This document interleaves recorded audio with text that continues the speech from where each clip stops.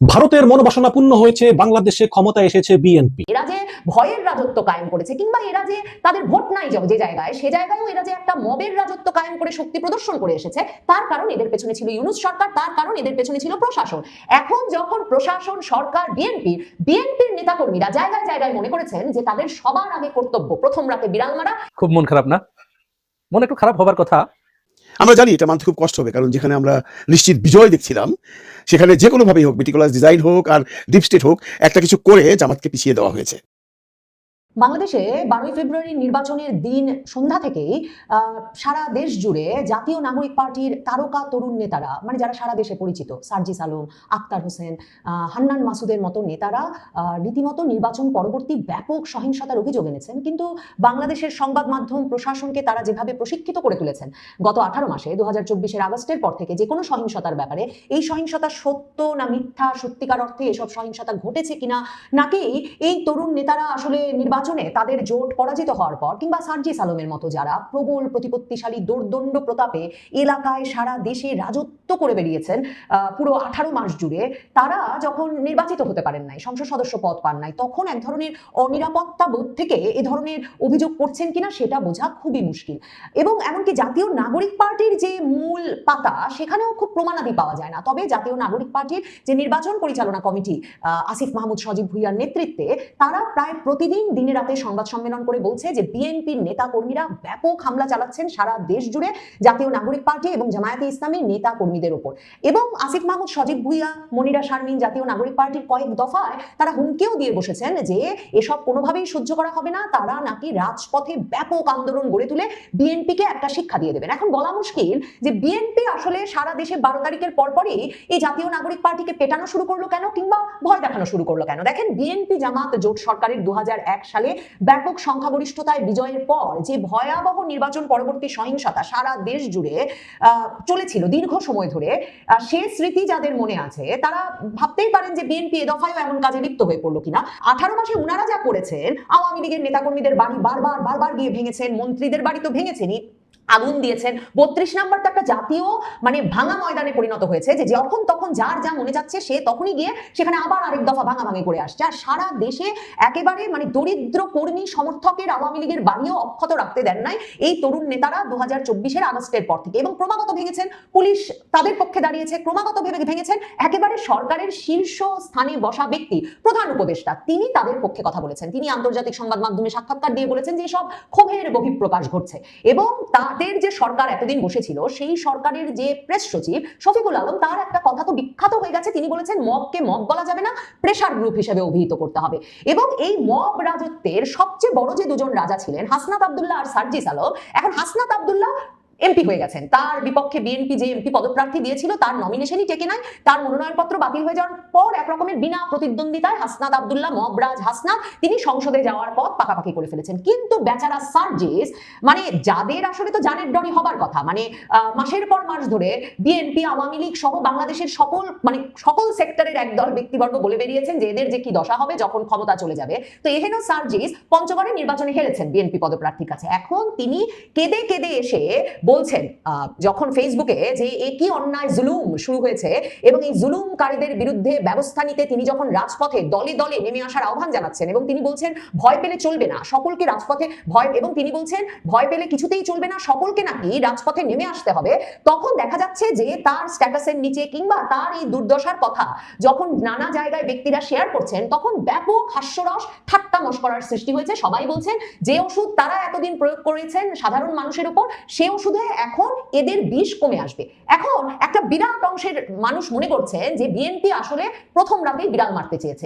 এই এলাকাগুলোতে অনেক ক্ষেত্রেই যখন জাতীয় নাগরিক পার্টির নেতৃবৃন্দ, বৈষম্য বিরোধী ছাত্র আন্দোলনের নেতৃবৃন্দ, এদের তো মববাজি করার, ভাঙাভাঙি করার, আগুন দেওয়ার অনেক উইং, জুলাই রেভলিউশনারি অ্যালায়েন্স কিংবা হাদির ইনকিলাব মঞ্চ, এক এক জায়গায় তারা এক এক নামে যখন তখন তো মব করেন, ভাঙাভাঙি করেন, আগুন দেন, মানুষকে পেটান, পিটিয়ে মেরে ফেলেন। তো সেই ব্যক্তিরা দের সাথে অনেক ক্ষেত্রেই বাংলাদেশ জুড়ে 5ই আগস্টের পর থেকে বিএনপির অঙ্গ সংগঠনের নেতাকর্মীবৃন্দ, বিএনপির নেতাকর্মীবৃন্দ কিন্তু গিয়ে যুক্ত হয়েছেন। মানে 32 নম্বর ভাঙা থেকে শুরু করে সারা দেশে থানা ঘেরাও, পুলিশকে হয়রানি করা, এখন পুলিশের ওসি বদল করতে হবে, এমন যত যত বড় বড় ঘটনা ঘটেছে, মন্ত্রী মিনিস্টারের বাড়ি ভাঙা, সবকিছুতে বিএনপি ছিল। কিন্তু বিএনপি ঠিক ঠিক জানে যে যখন তারা ক্ষমতায় আসবে তখন যদি এদেরকে তেড়ে মেরে ডান্ডা করে দেওয়া না হয় ঠান্ডা প্রথমে, তাহলে পুরো নির্বাচনী প্রচারণাকালে এই ছেলে পেলে তাদেরকে যেভাবে উত্তপ্ত বিরক্ত করেছে, মানে মির্জা আব্বাসের সাথে নাসিরউদ্দিন পাটোয়ারি কি করেছে সেটা তো প্রতিদিন সংবাদ হয়েছে ঢাকা শহরের বুকে বলে, কিন্তু ঢাকার বাইরে এরা যে ত্রাসের রাজত্ব কায়েম করেছে বিএনপি নেতাকর্মীদের বিষয়ে, এরা যে ভয়ের রাজত্ব কায়েম করেছে, কিংবা এরা যে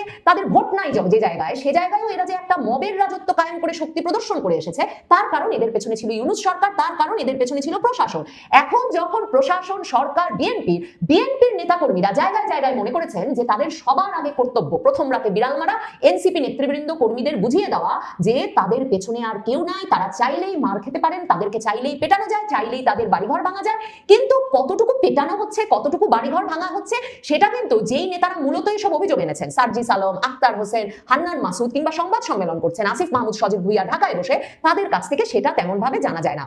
সার্জিস আলম ফেসবুকে স্ট্যাটাস দিয়ে বলেছেন শুক্রবারে যে অন্তত 30টি জায়গায় এনসিপি নেতাদের ওপর হামলা হয়েছে, এবং তিনি বলেছেন ক্ষমতা চিরস্থায়ী কোনো বিষয় নয়, অতীত থেকে শিক্ষা নেন, মনে রাখবেন 1 মাঘে শীত যায় না। আরে বিএনপি তো ঠিক এটাই বোঝাতে চেয়েছে যে 1 মাঘে শীত যায় না, এই কথাটা আগেই সার্জিস আলমের মনে রাখা দরকার ছিল।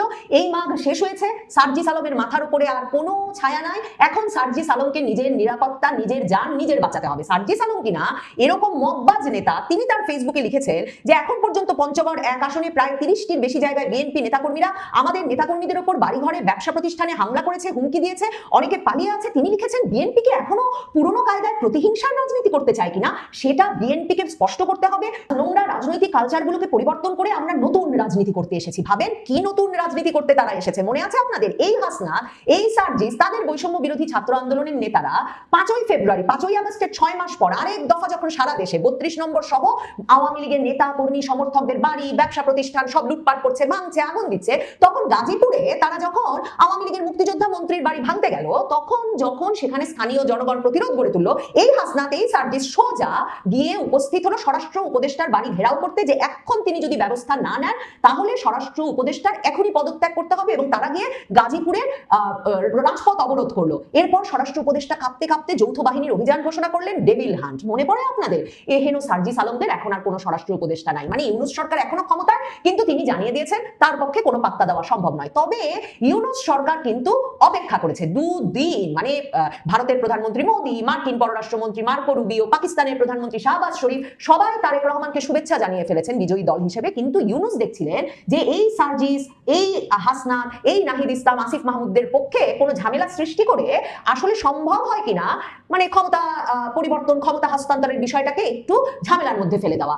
এবং সে কারণে তিনি শেষ পর্যন্ত এসে শনিবার দিনে তারেক রহমানকে শুভেচ্ছা জানিয়েছেন, বৃহস্পতিবারেই বুঝে যাওয়ার পরে যে তারেক রহমান সংখ্যাগরিষ্ঠ দলের সদস্য হিসেবে, প্রধান হিসেবে সরকার গঠন করতে যাচ্ছেন। এবং কখন ইউনূস এই শুভেচ্ছা জানালেন? যখন অবশেষে এই আসিফ সার্জিসদের যে জোট, সেই জোটের প্রধান নেতা ডাক্তার শফিকুর রহমান, জামায়াতে ইসলামের আমির, তিনিও শুভেচ্ছা জানিয়েছেন এবং তিনি বলেছেন তারা একটা গঠনমূলক বিরোধী দলের ভূমিকা পালন করতে চান, এবং বলে তারা শেষ পর্যন্ত পরাজয় মেনে নিয়েছেন। 12 তারিখ থেকে জামায়াতে ইসলামী, বিশেষভাবে এনসিপি, তারা ক্রমাগতভাবে ইলেকশন ইঞ্জিনিয়ারিং এর অভিযোগ আনছিল। তারা বলছিল যে এমন ধরনের সব অনিয়ম হয়েছে এবং সেসব অনিয়মের এমন প্রমাণ আছে যে 150টা পর্যন্ত আসনের নাকি পুনর্নির্বাচন করতে হবে, না হলে নাকি তারা রাজপথে নামবে। ওই যে সার্জিস আলম কাঁপতে কাঁপতে এখন যখন ফেসবুকে বলেন জুলুমের প্রতিবাদ করতে আপনাদেরকে রাজপথে নামতে হবে, কেউ যেমন নামে না। এই যে এরা বসে বসে সংবাদ সম্মেলন করে করে ইলেকশন ইঞ্জিনিয়ারিং এর বিভিন্ন প্রমাণাদি হাজির করার চেষ্টা করেছে, তখন বরং এমনকি বিএনপির বিজয়ী প্রার্থী মানে মির্জা আব্বাস পর্যন্ত প্রশ্ন তুলেছে যে তারও মনে হয় ইলেকশন ইঞ্জিনিয়ারিং হয়েছে, কারণ তার বরং প্রশ্ন তার বিপক্ষে নাসিরউদ্দিন পাটোয়ারি এতগুলো ভোট কি করে পেল। কাজেই বোঝেন সকল পক্ষেরই, মানে বিজয়ী পক্ষ ইলেকশন ইঞ্জিনিয়ারিং বলছে, যখন পরাজিত পক্ষও বলছে, তখন শেষ পর্যন্ত সম্ভবত এই জামায়াত এনসিপি জোট একরকম বুঝে নিয়েছে যে বড় ইলেকশন ইঞ্জিনিয়ারিং নিয়ে আর বেশি বেশি কথা না বলে মানে একরকমের 70-এর বেশি যে আসন তারা পেয়েছেন, সেই আসনের বিষয়ের হিসাবগুলো বুঝে নিয়ে তাদের পক্ষে এই নির্বাচনের ফল মেনে নেওয়াই ভালো হবে। এবং তার মানে এই জাতীয় নাগরিক পার্টির নেতাদের ওপর এমনকি জামায়াতের আমিরও কোনো ছায়া দেন নাই, আশ্রয় দেন নাই, তিনিও বিশ্বাস করছেন না বা তিনিও এ বিষয়ে কোনো ভূমিকা রাখতে রাজি হচ্ছেন না যে জামায়াতে ইসলামীর জোটের এনসিপির নেতা কর্মীদের উপর সারা দেশে বিএনপি হামলা করছে। আরো ইন্টারেস্টিং হচ্ছে যে সার্জিস আলমরা যখন কাঁপছেন, তখন নাহিদ ইসলাম কিংবা হাসনাত আব্দুল্লাহর মতো প্রবল প্রতিপত্তিশালী নেতা, যার ভয়ে সারা বাংলাদেশ একসময় কাঁপতো, তিনি যেহেতু নিজে এমপি নির্বাচিত হয়ে গেছেন, কাজে তিনি এখন সার্জিস আর আসিফের বেদনা বুঝতে পারছেন না। তিনি তাই কোনোভাবেই এদের সঙ্গে গলা মিলিয়ে এদের বিরুদ্ধে যে জুলুম হচ্ছে সেই জুলুমের প্রতিবাদে কোনো শব্দ উচ্চারণ করছেন না। তিনি এখন তার এই এমপি পদ নিশ্চিত হয়ে যাওয়ার পরের সময়টা অবসরে কাটাচ্ছেন বলেই আপাতত মনে হচ্ছে। কাজেই এনসিপির ভেতরেও যে নিরাপত্তাহীনতা তৈরি হয়েছে সার্জিসের ভেতর, আসিফ মাহমুদের ভেতর, কিংবা নির্বাচনে জয়লাভ করে আসা হান্নান মাসুদের ভেতর, কারণ তিনি নির্বাচিত হয়েছেন একটা ঢাকার বাইরের একটা প্রত্যন্ত এলাকার আসন থেকে, কিংবা আক্তার হোসেনের ভেতর, কারণ ওইখানের বিএনপি নেতারা বরং প্রশ্ন তুলছেন কি করে ভোট পেলেন এতগুলো, এবং তারা প্রথম রাতে বিড়াল মেরে ফেলতে চাইছেন যে তুমি এমপি হতে পারো কিন্তু সরকার তোমার না। সে অবস্থায় তারা যখন সংবাদ সম্মেলন করে ফেসবুকে নিরাপত্তাহীনতা নিয়ে নানা রকম উদ্বেগ জানাচ্ছেন, তখন এমনকি জাতীয় নাগরিক পার্টির প্রধান নাহিদ ইসলাম, যিনি ঢাকার আসন নিশ্চিত করে ফেলেছেন তার জন্য, তিনি পর্যন্ত মুখ খুলছেন না। তিনিও জামায়াতের আমিরের পাশে দাঁড়িয়েই বৈঠক শেষ করছেন এবং বলছেন একটা বিরোধী দলের ভূমিকায় তারা তাদের গঠনমূলক ভূমিকা রাখতে চান। আপাতত সার্জিস সহ এনসিপির যেসব নেতারা নিরাপত্তাহীন বোধ করছেন, তাদের সম্ভবত তাদের পিঠ নিজেদেরই বাঁচাতে হবে, আর পিঠ বাঁচিয়ে কোথায় গিয়ে পালাবেন সেটাও নিজেদেরই ঠিক করতে হবে। ভারতের মনোবাসনা পূর্ণ হয়েছে, বাংলাদেশে ক্ষমতায় এসেছে বিএনপি। ভারত খুবই খুশি, নরেন্দ্র মোদী তারেক রহমানকে ফোন করেছেন, ফোন করে স্বার্থ সংশ্লিষ্ট বিষয়ে আলাপ আলোচনা করেছেন।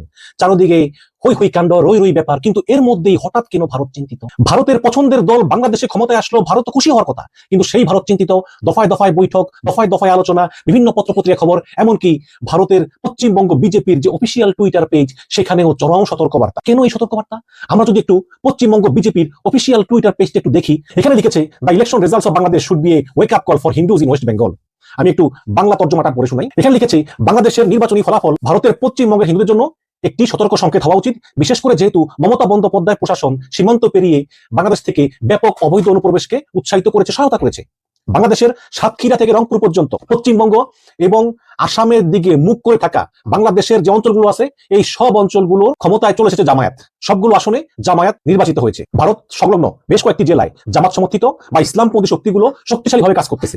এমনকি বিএনপি সরকার গঠন করলেও বাংলাদেশের যে ভারতের পশ্চিম লাগোয়া সীমান্তগুলো, এগুলো সবটা না এক নাগারে জামাত জয়লাভ করেছে। অবশ্যই জয়লাভ করবে, কারণ তোমরা ভারত সীমান্ত হত্যা করবা, অত্যাচার করবা, সীমান্তবাসী তো জানে তোমাদের অত্যাচারের কথা। এই কারণেই তারা আসলে জামাতকে ভোট দিয়েছে, এই ভারত বিদ্বেষী মনোভাবের কারণে। এবং তারা বলেছে জামাতের এই উত্থান ভারত সহ্য করতে পারে না, করা উচিত না। প্রতিবেশী দেশগুলোতে নির্বাচনী ফলাফল প্রায়শই সীমান্ত অঞ্চলের রাজনৈতিক এবং সামাজিক পরিবেশকে পাল্টে দেয়, বিশেষ করে এই অঞ্চলে আদর্শিক সংহতকরণ এবং ইসলামী মৌলবাদের সম্ভাবনার কারণে। একই সময় পশ্চিমবঙ্গের নিরাপত্তা, সামাজিক সংহতি এবং শাসন রাজ্যের অভ্যন্তরে গৃহীত সিদ্ধান্তের উপর নির্ভর করে। তো আরো এরা বলে যে হিন্দু বাঙালিদের সতর্ক থাকতে হবে এবং সামনের নির্বাচনে পশ্চিমবঙ্গের মমতা বন্দ্যোপাধ্যায়কে পরাজিত করতে হবে। তার মানে হচ্ছে যে এই যে ভারতের সীমান্ত লাগু অঞ্চলগুলোতে, বাংলাদেশের সাতক্ষীরা, খুলনা, এইসব জায়গায় যে জামাত জয়লাভ করেছে, এইটাকে পুঁজি করে, এই জুজুর ভয় দেখিয়ে পশ্চিমবঙ্গের হিন্দুদেরকে বলা হচ্ছে যে তোমরা মমতাকে ভোট দিও না। তোমরা যদি মমতাকে ভোট দাও তাহলে এই যে ভারতের পশ্চিম সীমান্ত অঞ্চলের সব জায়গায় জামাত জিতলো। হ্যাঁ, শুধু তাই নয়, আবার ভারতের পশ্চিমবঙ্গের যে বিহার রাজ্যটা আছে, হ্যাঁ, সেই বিহার রাজ্যে ভারতের একটি ইসলামিক দল, তারা প্রায় 5টা আসনে জয়লাভ করেছে। তাহলে এই বিজেপি বলতেছে যে সেখানেও মৌলবাদের হাতছানি। আপনারা সবাই চিনেন আসাদুদ্দিন ওয়াইসিকে, তিনি ভারতের একজন বড় লিডার, সর্বভারতীয় মজলিস ই ইত্তেহাদুল মুসলিমিনের সভাপতি। তো এই মজলিস ই ইত্তেহাদুল, সংক্ষেপে মিম, এই মিম পশ্চিমবঙ্গ এবং বিহার সীমান্তে 5টা রাজ্য জয়লাভ করেছে এবং তারা ইসলামিক রাজনীতি করে। এবং এই কারণেই ভারত সরকার এবং সরকারি দল বিজেপি খুবই চিন্তিত যে এই দেখো পশ্চিমবঙ্গের বাংলাদেশ সীমান্তে জামাতের মতো মৌলবাদের বিজয়, আবার এই বিহার সীমান্তে এই মিম একচেটি আসন পাচ্ছে। সুতরাং সব মিলিয়ে এই ভারতে মৌলবাদ বাড়তেছে। সুতরাং এখনই সময় মমতা বন্দ্যোপাধ্যায়কে সরিয়ে বিজেপিকে এই পশ্চিমবঙ্গের রাজ্য ক্ষমতায় বসানো। তো এই বিজেপি সবসময় তো কাট খেলতেছে। তো এই নিয়ে আনন্দবাজার একটা বিশাল রিপোর্ট করেছে, আপনাদেরকে একটু পড়ে শোনাই। আপনারা হয়তো বলবেন যে আনন্দবাজার পয়েন্ট, আসলে এগুলো পড়লে আসলে বোঝা যায় দাদা আমাদের দেশে কি ভাবছে। হেডলাইন করেছে একদিকে জামাত, অন্যদিকে মিম, যে মিম ইসলামিক দলটা, যে ভারতের মিম। পশ্চিমবঙ্গের দুই পাশেই কট্টরবাদী শক্তির উত্থানে উদ্বেগ বিজেপির। এখানে লিখেছে পশ্চিমবঙ্গ এবং বাংলাদেশের সীমান্তবর্তী এলাকায় জামাত ইসলামের উত্থানকে বিহারের সীমান্ত অঞ্চলের পরিস্থিতির সঙ্গে তুলনা করতে শুরু করলো বিজেপি। এমনকি উত্তর 24 পরগনা লাগোয়া বাংলাদেশের সাতক্ষীরা, ঝিনাইদহের মতো এলাকায় অনেক বছর ধরেই জামাতের শক্ত ঘাঁটি বিরাজ করতেছে। বাংলাদেশে ভোটের ফল বেরোতেই তুলনায় চলে এসলো পশ্চিমবঙ্গের সীমার পরিস্থিতি। পশ্চিমবঙ্গের দুই পাশে এখন কট্টর মৌলবাদী শক্তি মাথাচাড়া দিচ্ছে এবং উদ্বেগ প্রকাশ করতেছে বিজেপিও। বিজেপি হচ্ছে ভারতের ক্ষমতাসীন দল। বাংলাদেশের নির্বাচনের সামগ্রিক ফলাফল নিয়ে ভারত সন্তোষ প্রকাশ করে এবং নিরঙ্কুশ সংখ্যাগরিষ্ঠতা পাওয়া উপপ্রধানমন্ত্রী তারেক রহমানের সঙ্গে ফোনে কথা বলেছেন ভারতের প্রধানমন্ত্রী নরেন্দ্র মোদী।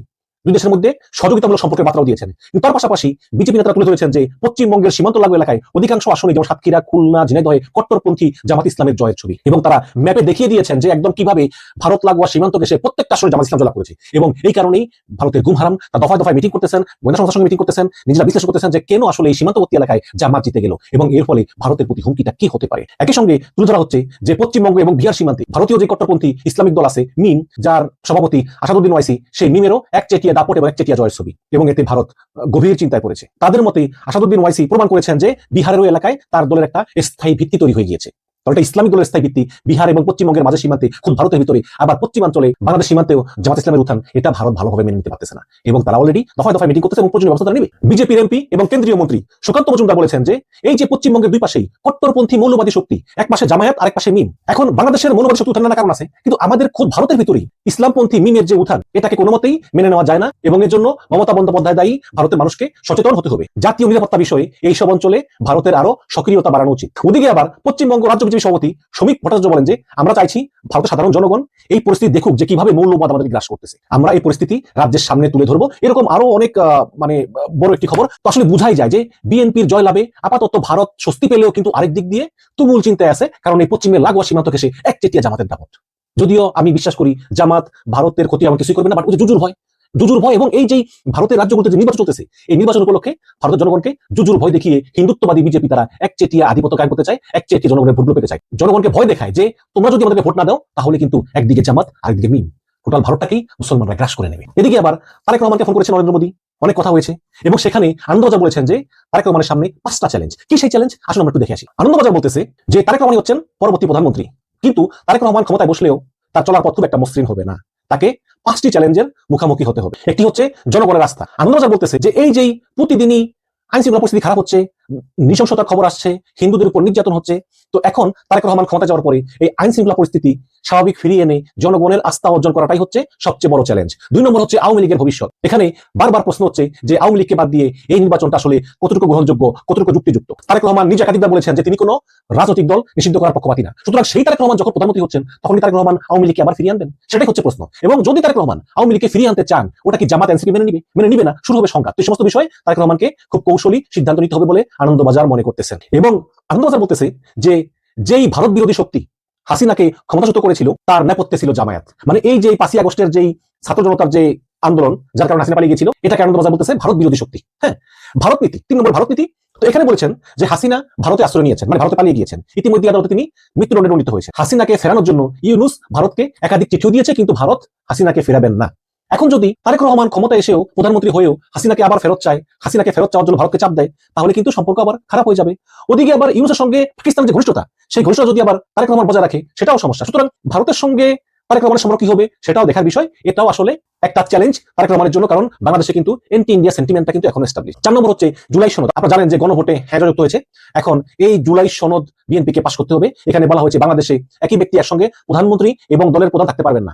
যদি জুলাই সনদ পাস হয় তারেক রহমানের প্রধানমন্ত্রী হবেন অথবা বিএনপি চেয়ারপারসন হবেন, দুটোর একটা বেছে নিতে হবে। এরকম আরো কিছু বিষয় আছে, তো যেগুলি নিয়ে বিএনপির আপত্তি আছে। সুতরাং এই জুলাই সনদ যেহেতু গণভোটে হ্যাঁ পাস হয়েছে, এবং বাস্তবায়ন আদৌ করেন কিনা, করলে কিভাবে করেন সেটাও দেখার বিষয়। 5 নম্বর হচ্ছে অর্থনৈতিক সংকট। যেমন এখানে যদিও বলেছে যে ইউনূস সরকার অর্থনীতি খারাপ করে দিয়েছে, কিন্তু আপনারা জানেন যে আনন্দবাজার এত ভারতের পত্রিকা বলবেই, বাট হাসিনার আমল অর্থনীতি খারাপ হয়ে গিয়েছে, সেই খারাপ হওয়ার ছোঁয়া কিন্তু এখনো আছে। সুতরাং অবশ্যই এটাও ঠিক যে তারেক রহমানের জন্য এই অর্থনৈতিক যে চ্যালেঞ্জটা, এটা মোকাবেলা করা হবে একটা বিশাল বিষয়। পরিশেষে বলবো যে ভারত আজীবনই শুধু তাদের নিজের দেশের জনগণকে জুজুর ভয় দেখায় এবং বহির্বিশ্বে বাংলাদেশের ভাবমূর্তি নষ্ট করার জন্য ভারতের এই ক্ষমতাসীন দল বিজেপি এবং তাদের কিছু নাটবল্টু এবং বাংলাদেশে চাকরি করা সাবেক কূটনীতিক পিনাক রঞ্জন, তারপরে বিনা শিকরি, পঙ্কজ শরণ, হর্ষবর্ধন শ্রীংলা, এরা অনবরত বাংলাদেশের বিরুদ্ধে কথা বলে ষড়যন্ত্র করে যাচ্ছে। হ্যাঁ, এখন জামাত মাত্র 75টা আসন পেয়েছে আর বিএনপি পেয়েছে 213টা, তারপরে শান্তি নেই।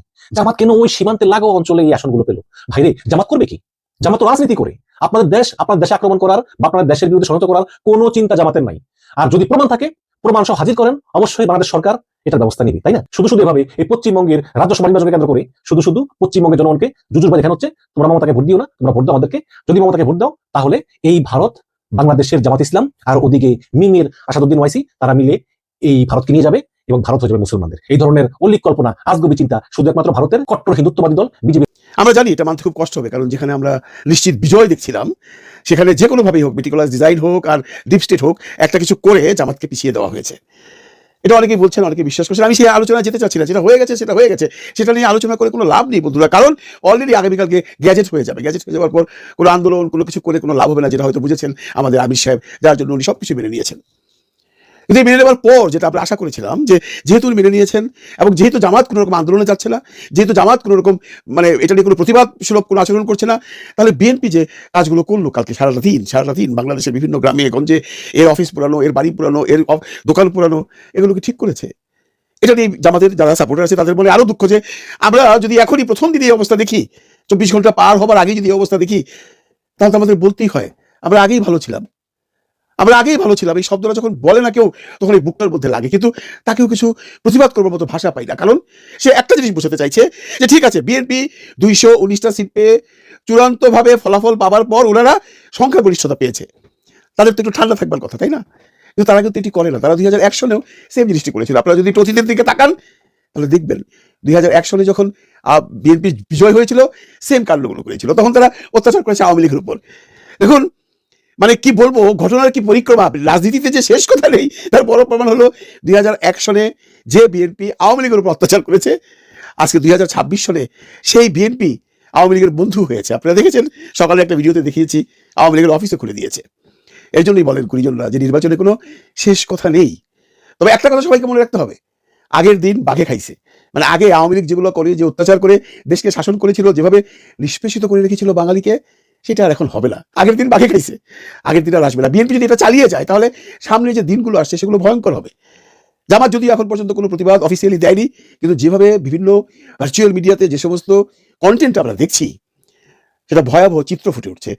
আমি বিএনপিকে বা বিএনপির উচ্চমহলে আমার একটা অনুরোধ থাকবে, আপনারা সংখ্যাগরিষ্ঠতা পেয়ে সরকার গঠন করেছেন, আপনারা সরকার গঠন করুন, মন্ত্রিপরিষদ গঠন করুন।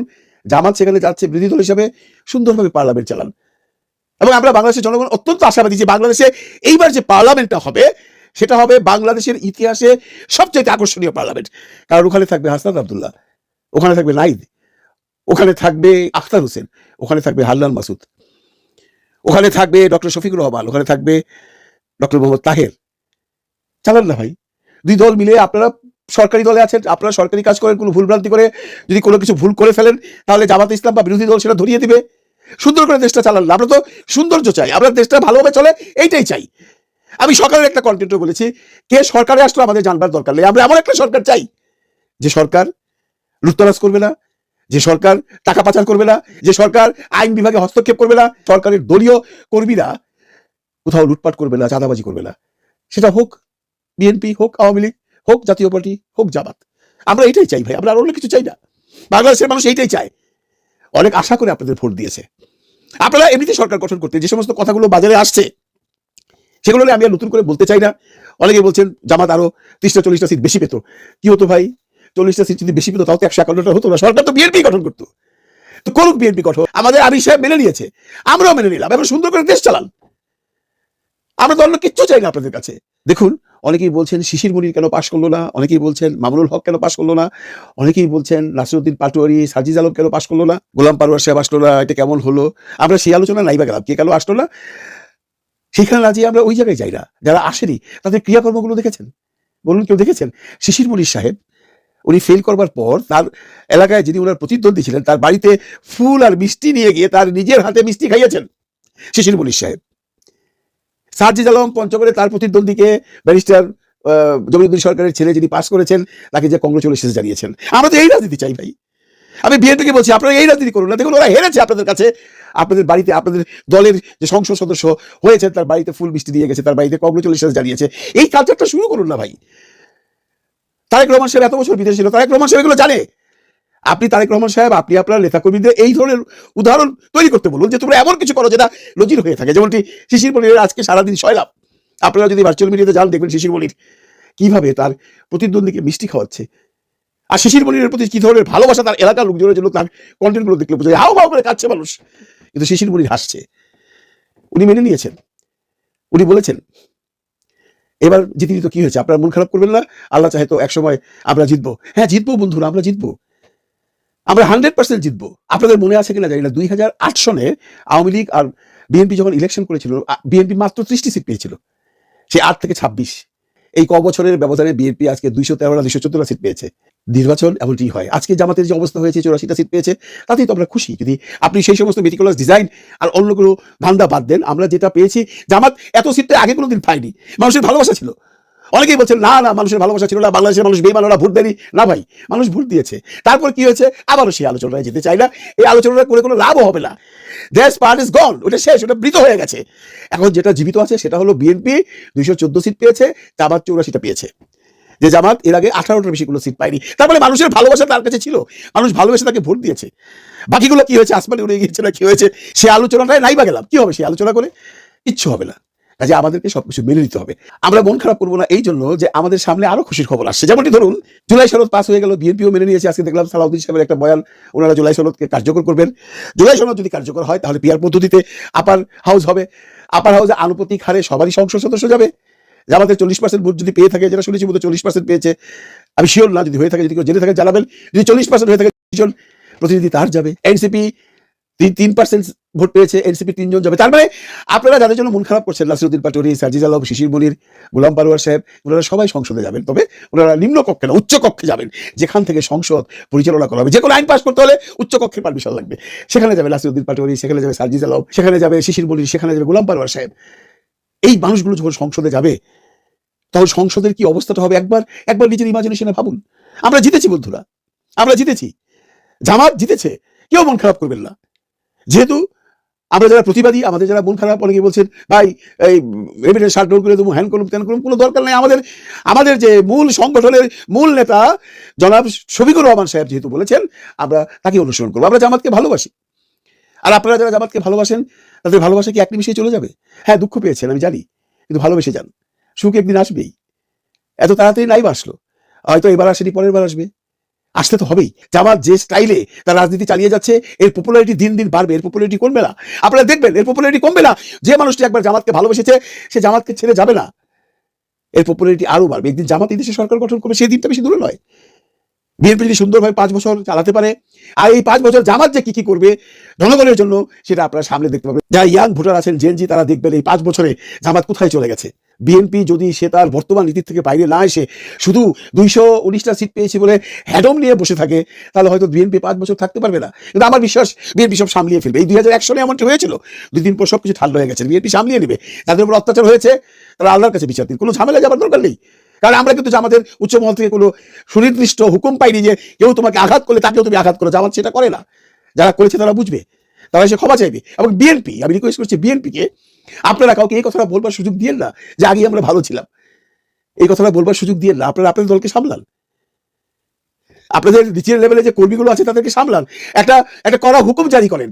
আপনাদের কথা তারা কেন শুনবে না? কেন অহেতুক জামাতের যদি কেউ ভোট দিয়ে থাকে তাকে কেন অত্যাচার করবে বলুন আপনারা? এটা কোনো দেশের নিয়ম হলো? যা হবার হয়ে গেছে। নতুন সূর্যোদয় হোক, নতুনভাবে দেশ চালু হোক, বিএনপি সরকারে যাক, জামাত বিরোধী দলে যাক, সুন্দর একটা পার্লামেন্ট হোক, সুন্দর করে দেশটা চলুক, আমরা এটাই চাচ্ছি। তারপর যারা জামাতকে সাপোর্ট করেন, সাপোর্ট করে যাবেন, কারণ জামাত কোনোদিন আপনাদের ধোকা দেবে না। জামাত এবার আপনাদের ধোকা দেয়নি। এবং যারা বলছেন বাংলাদেশের মানুষই বেঈমান, তারা ধোকা দিয়েছে, তারা ধোকা দেয়নি ভাই। বাংলাদেশের মানুষ ধোকা দেয়নি। যারা ধোকা দিয়েছে তাদের বিচার আল্লাহর কাছে রেখে দিন, উনি সেই বিচারটা করবেন যদি কেউ ধোকা দিয়ে থাকে। আপনারা যে মনোবৃত্তি দিয়ে